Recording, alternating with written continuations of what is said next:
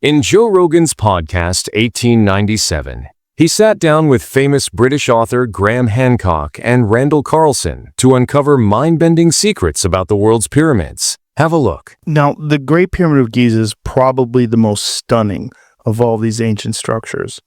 And the stones are immense, and some of them were cut from a quarry that's hundreds of miles away. How do you think they did that? Well, some of them, the granite in the Great Pyramid comes from more than 500 miles to the south. If you look at the famous King's Chamber, its walls and its roof are, the ceiling of the King's Chamber are all made with gigantic granite blocks. Stunning detail. Stunning detail. Those blocks on the roof of the King's Chamber weigh 70 tons each. Now, Egyptologists will tell you that, they could move heavy blocks because they put them on wet sand and they push them along on wet sand. Well, maybe if you're just at ground level, that will do. But when you're 350 feet above the ground, as you are in the King's Chamber, that won't do at all. I don't know how they did it. All I know is they did it. I don't think anybody knows how they did it, how they lifted those stones, how they brought them up to that level. I think we're looking again at a lost technology. And it was this ancient apocalypse 12,800 years ago that wiped that from the human memory banks almost completely, not entirely completely because there were survivors, but removed most of it. Randall will tell you, sea level rise, it creates a powerful high energy zone. Anything that was existing on those flooded coastlines has just been pounded to hell. I mean, talk about it, Randall. Well, yeah, I mean, it's going to be a lot more energetic than now. I mean, imagine your sea level rising at 3 or 4 times at least faster than we've seen rise in the last century. And within there juxtaposed are these episodes of very rapid sea level rise. So you're talking about a very energetic intertidal zone.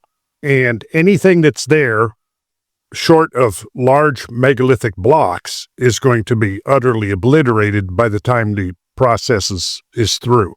And I think that this is one of the things that, the archaeologists and the prehistorians, people are looking at that, have failed to take into account the severity of these events we're talking about. Because the question always is, where are the artifacts? Where's the pottery? Where is the evidence that this civilization existed? And I have 2 responses to that. One, you don't realize the extent of the total remodeling of this planetary surface that took place. Because, I mean, we could get into some of the stuff here. I have tons of images where I think maybe we'll get a chance to pull up a couple of really awesome drone footage here before we're done. But once you begin to wrap your head around this, you go, really? It's like, imagine that you drop an atomic bomb on a city and it completely obliterates it. And then a short while later, you drop another one on the same place. What's going to be left? And then 10,000 years, 20,000 years goes by. What are you going to find? What are you going to look for? It's going to be just rubble that gets reincorporated just into the geological stratum, and it's going to be very difficult to differentiate, for example, from what's called a conglomeratic rock, which is basically we have just a huge jumble of broken rock cemented together. Right? Now, within there could be all kinds of stuff that's not even recognized as being artificial in the sense that humans had anything to do with it. The other thing is when we talk about these ancient technologies, if we're only looking for a mere reflection of ourselves, we could overlook it completely, because I think there's evidence that exists now. I mean, some modern researchers whose work has been buried or suppressed, I think we're getting very close to rediscovering some of the things that our ancient ancestors were up to. And maybe this would be worth a whole show in itself. We could dive into this, and I don't want to get into that today. But what kind of technologies are you talking about? Well, I shouldn't really get into that. Get into it. Get into it, Rattle. We got to get into it. Okay, well. We've opened the door, sir. Okay. Well, okay.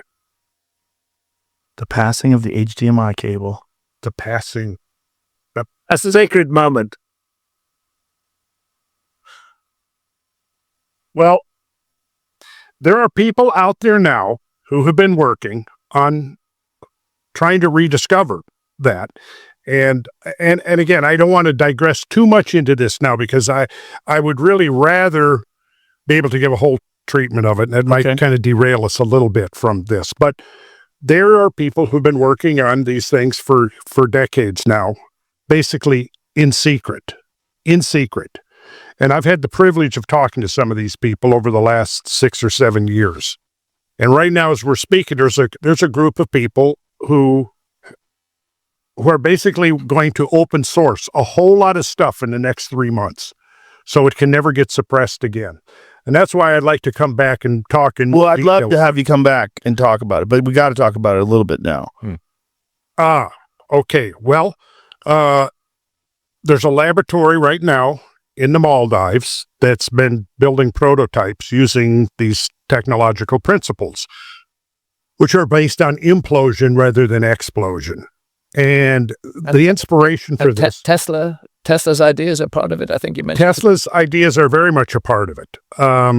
Yes, Tesla's ideas are very much a part of it.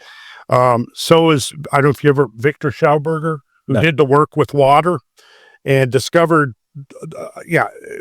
look at, Jamie, could you look up Victor? Oh, I have the cable now, don't I? Take it back. Let me find it. Well, no. Let me pull something up here, and I think the key thing is we're looking at technologies that are not the same as ours. Yes. And that's Yes, partly that's the why point. archaeologists can't see them, because they're looking for us in the past, and they're not open to the possibility that there are whole other kinds of technology that could be used. Right. I always go back to the ancient Egyptian traditions that speak of priests chanting as these huge blocks were lifted into the air. Were they using some kind of sound effect, some kind of use of sound that was able to manipulate matter? We know that sound can manipulate matter, as a matter of fact, but they're lifting these blocks. It's again and again, it appears in ancient Egyptian traditions. The notion that we could lift huge blocks with sound seems absurd to archaeologists, and yet it's there in the traditions of the Egyptologists. And what Randall's talking about now is people who are working on a whole alternative path of technology. And maybe that's a rediscovery of the kind of technologies that were used by a lost civilization. Now, in another podcast, Rogan and Crockett briefly turned to ancient civilizations, including ancient Egypt, to discuss how much advanced knowledge might have existed there and how modern assumptions may downplay their sophistication. They got you under that eye of Sauron. They're trying to find all your flaws, and everybody's got them. So I got this little bird right here. It tells What is me that? tells me all the secrets. What is that, bro? I didn't know what this was when I bought it. Right, this is Horus. Right, Oh, wow. and I found it in this place, this found items place about 10 years ago, and I just liked it. Actually, I thought it was native. Right, I didn't realize it was like Egyptian, and I've always liked this one because it felt like it was a little bit of both. And I didn't know anything about it at first. But the reason I never take it off anymore is like when I started reading about like what it meant to the Egyptians was that it meant like safe passage as you journey through this world and get ready to go on to the next one. You know what I mean? And protect you against evil, protect you and for health and happiness. They called it initiation. So it makes a lot of people tie it to stupid shit like Illuminati and all that kind of stuff. But I mean, it's just a Thunderbird. Well, the eye of Horus is essentially the pineal gland, where the seat of the soul, where the brain produces dimethyltryptamine. That's the eye of Horus. Have you ever seen the image of the eye of Horus next to the pineal gland? I'm not sure. Maybe I have, but I'm ignorant. I didn't. The ancient Egyptian. What's pineal gland? The pineal gland is a gland that's in the center of your brain. It's essentially the third eye. In reptiles, it actually has a retina and a lens, Wow. or a cornea and a lens, and it's where now they believe that DMT is actually produced by the entire brain. It's also produced by the liver and the lungs, but it's like the most spiritual of all the psychedelics. And they believe that the Egyptians had some sort of, there's so little understood about truly ancient Egypt, but look at that. Look what it looks like. I mean, the eye of Horus essentially it's a diagram of the pineal gland, which is kind of crazy. It's kind of crazy when you see it that way. Wow. because they knew things, and we don't know what they knew. We don't understand how they built the pyramids. We don't understand how old they are. There's so much speculation about the true age of that And civilization. figuring out like how they harnessed energy and all that stuff. Idea. We have no idea. I mean, there's this group of scientists that believe that there's structures under the pyramids that go 2 kilometers deep into the earth. Right. And there's a lot of controversy about that, but these guys they've multiple readings of these things, and they're pretty sure that they're accurate. And they've been accurate with other things, like other temples that are underground, that are 50 feet underground. They've mapped those things out with the same technology. So there's a precedent to it. These people knew things, and we don't understand how they knew it or what they knew. And we don't know if the people that lived in ancient Egypt, that we considered ancient Egypt, like, 2000 BC, we don't know if they found those structures or if those people built those structures. There's so much weirdness with Egypt because the construction is so beyond anything else that exists anywhere on earth. And especially when you're dealing with 4,500 plus years ago. 4,500 years ago is the conventional estimations. But there's a lot of these heretic archaeologists that think, no, this is a lot older than that. I mean, there's a king's list that goes back 30,000 That's what I've been hearing. They're plus saying years. like 30,000 years. Yeah, I mean, it sounds nuts to people that want to have this conventional dating of the dawn of civilization being about 6,000 years ago, but there's a lot of evidence that that's not accurate. There's a lot, and I think the most profound evidence is just the vastness of the Egyptian empire and what they were, just the vastness of the construction, the way they were able to bring these stones from 500 miles away through the mountains. They're 80 tons. How did they cut them perfectly? How did they put them 120 feet in the air and put them in the ceiling? Like, what the fuck was going on then? What the fuck was going on where people were supposedly just getting out of hunter and gathering? I mean, this is like the emergence. Like a couple thousand years earlier, we're supposed to be like using stone tools and throwing them at animals. And now you have these people that build this immense structure that's perfectly aligned, a true north, south, east, and west, has 2,300,000 stones in it. What? It's aligned with Orion stars, the stars in the Orion belt. Like, what? Maybe what happened is AI took them down too. It might be. Way back. It might be. It's bad. I'm just saying, right? Could be. Stuff could be. I forget who said that, but it's like, I mean, I'm all for science, but in the end of the day, no matter what we think we know, it's still just like it's like a flame in a dark night. There's so much out there beyond what we can see. Yeah. So I always kind of thought that myself. I mean, it's a basic thing nowadays. When I was like a kid, a lot of people have had this thought, but it's like, I'm just like looking up here in the stars, and it's like, if they're saying that the stars are basically infinite, then it's infinite possibility for other planets with life on it, which basically is a certainty, right? It's basically a certainty. It's a certainty. Yeah, it's basically a certainty. And the more we explore in the known universe, the more we understand that it's much more likely that this is not an anomaly, that there's many, many planets out there. Who knows, an infinite number that have life.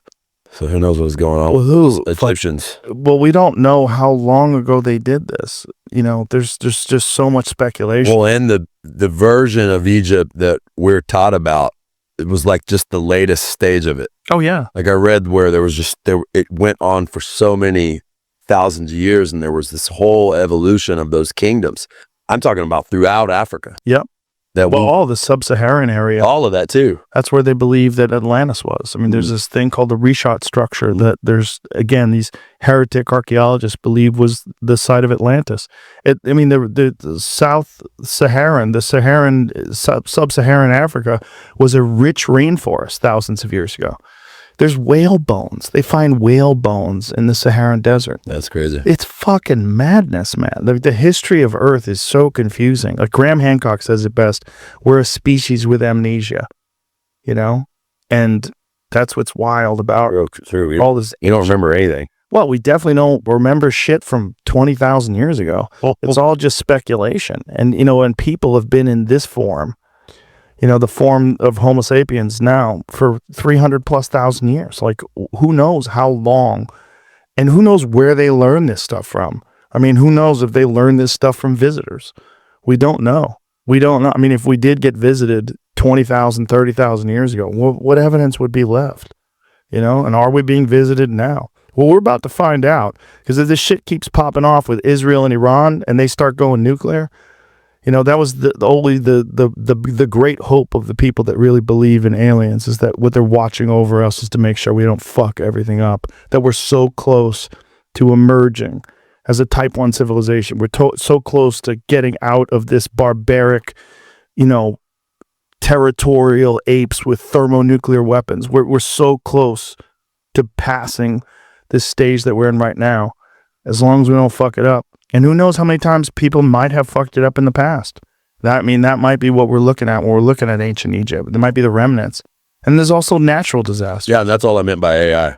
Yeah. You know what I mean? It could be our greatest natural disaster. You get that. In episode 2368, Rogan and Michael Button dive into the mysteries underneath the Great Pyramid of Giza, discussing whether there are undiscovered structures or chambers below.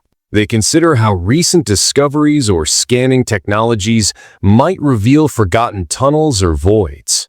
Watch yourself. Just because in that fragment, in that snapshot, in that slither, all we see is some humans with stone tools in caves, doesn't mean that nothing else was happening. So, well, a good piece of evidence to that would point in that direction is Egypt. Because Egypt, even if you accept the conventional timeline of Egypt, which is 2,500 BC for the Great Pyramid, go look at the rest of the world at 2,500 BC. You don't see anything like that. Nothing even close. yeah, they were clearly, even if you kind of look at the conventional model of history, the ancient Egyptians were wildly ahead of everyone. It's just so weird. It's like so weird. And that's if you, and the conventional model doesn't really give us any explanations of how they were doing what they were doing. And they arrogantly dismiss any other explanations, which is really weird. When you're talking about these immense structures that are baffling. Yeah. Absolutely baffling to anybody who's being honest. Yeah. What is your take on these Italian researchers that are looking at the tomography and they're looking at these things that they believe are underneath the Great Pyramid and some other structures in Egypt? Yeah, the kind of, what's it called? Like SARS Toppler. I mean, I don't know. I'm always a little bit suspicious when you make sensationalist claims with new technology. And that doesn't mean it's wrong. You have to be suspicious. It's bonkers. I mean, what they're saying is 2 kilometers deep underneath the Great Pyramid, there's structures.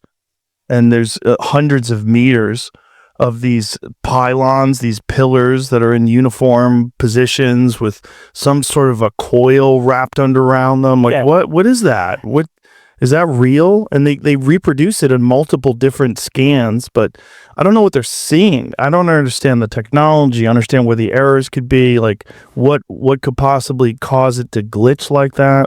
Yeah, I mean, I don't know. I would love it to be true, obviously, because, I would love it. Can you imagine? That's the problem. The problem is the same problem that I have with UFOs and everything else. You want it to be true? 100%. So it really clouds my judgment. And then I have to get my, analytical mind to say, shut up. Yeah. Let's look at this honestly. But I mean, I think, there's definitely something below the Giza Plateau. Like, that's always been written about in ancient sources, and these kind of scans, and then you have stories of people going down into labyrinths that aren't, accepted by Egyptology. And there's definitely massive mystery surrounding Giza and the construction of the pyramids and what could potentially be below the pyramids. And this kind of new pyramid scan project has the potential, I think, to, make big progress in understanding what is below Giza. But I don't know, until there's better data out there, I'm not gonna, jump to any conclusions and declare that this is like evidence of, a lost advanced technology civilization or anything. No, you can't. But I am so excited about just the possibility that they're right. Because if they are right, that's the greatest monkey wrench into history that's ever existed. Because explain away that. Yeah. With ancient people with stone tools or copper. Like, explain that away. They'd probably try, mate, because it already doesn't make sense. Their explanation for the construction of the pyramids being wooden sledges and stone chisels or whatever they say, it already doesn't make sense. It's already so ridiculous that I wouldn't even be surprised if they tried to explain away these. Well, it'll discredit them, because the problem is, if it does indicate that the pyramid is something other than a tomb, I don't even see any evidence that the Great Pyramid at Giza, I mean, what's the evidence that that was a tomb? I mean, I don't think they've ever found a body in there. No. It's just a chamber which they've called the King's Chamber. Right. I mean, I'm not an expert in ancient Egypt by any respect, but it's always baffled me that they're so determined that the pyramids are tombs just because some later pyramids have had, mummies and pharaohs and sarcophagi found inside them. But that doesn't mean anything. And that doesn't mean that they built it. That also could mean that the pharaoh decided that it was his and wanted to be buried inside of it. And it had existed for thousands of years before they ever even got there. And you find bodies in buildings today, and that doesn't mean the purpose of that building was to be a tomb. Right. It's just something that's buried there. So someone, as you say, a weird assumption. It's a very weird assumption. And did you ever read any Christopher Dunn? Yeah. Christopher Dunn's work? I know a bit. I haven't read his book, but I know a bit about it. And it's interesting. I mean, he's like a serious guy, isn't he? He's like an engineer. Exactly. And he has quite serious theories that... He thinks it's a power plant. Yeah, which would be crazy, wouldn't it? Especially if you add into that the Graham Hancock's ideas and some of these other people's ideas that perhaps some of these structures are far older. Well, the kind of Orion correlation and the things... Also, the fact that the deeper you go into the sand, the more sophisticated the building techniques are. Yeah. That gets weird. Like larger stones, like what happened? The whole of ancient Egypt and the Sahara Desert in general just doesn't make sense to me, because when you look at the Sahara Desert and the fact that it was green for 9,000 years, and then it stopped being green at precisely the time that we're told ancient Egypt emerged, well, that doesn't make sense. That defies how civilization works. Why would a civilization only emerge after the climate got worse? Right. That doesn't make sense at all. And so little research done in sub-Saharan Africa, where they've actually gone into the ground and done large scale research of these immense areas. Nothing. The Sahara Desert is vast and obviously covered in sand and extremely hot, extremely difficult to survey, politically unstable, and there's basically been no archaeological work done across the whole. And the Sahara Desert is massive. It's like the whole of North Africa, right down to... Right. I mean, it's massive, and you could fit the United States in there. You could fit anything in there, like a whole preceding civilization for 9,000 years leading up to ancient Egypt. It's the perfect place. It's right by Mesopotamia. It's right by Egypt. And yet we have this blank spot for the 9,000 years before the development of civilization, which is kind of also the gap between, I mean, it's a little bit less than this, but the gap between Göbekli Tepe and the birth of civilization. We have this huge area which would have been perfect for civilization, full of rivers, lakes, grasslands, perfect climate, and it's just missing. Also, abundant resources where they could establish a stable civilization because they had so much food and they weren't being attacked, so they could kind of set up shop and figure some things out. Yeah. Over a long period of time. Yeah. So my theory is that things were happening in the Sahara Desert when it was green, in the Green Sahara, for those 9,000 years. And then, because it was really quick, that's what I don't think people realize, is that when the Sahara Desert turned from, green, lush paradise, whatever you want to call it, to a desert, it was like a few centuries. It's called rapid desertification, and it flipped, not overnight, obviously, but in a few centuries compared to 9,000 years is a rapid change. And for any kind of culture that was living there, you wouldn't have noticed it straight away, but in 50 years, you'd be like, fuck, it's getting a bit hot here. You know what I mean? Shit's going on. And then I think maybe people migrated to the last stretch of green that was still available to them, which was the Nile River. And then the kind of survivors or the migratory populations developed around the Nile River, and using the kind of experience and knowledge that they had from their lives and the kind of history of their cultures in the Green Sahara period, that is what led to ancient Egypt.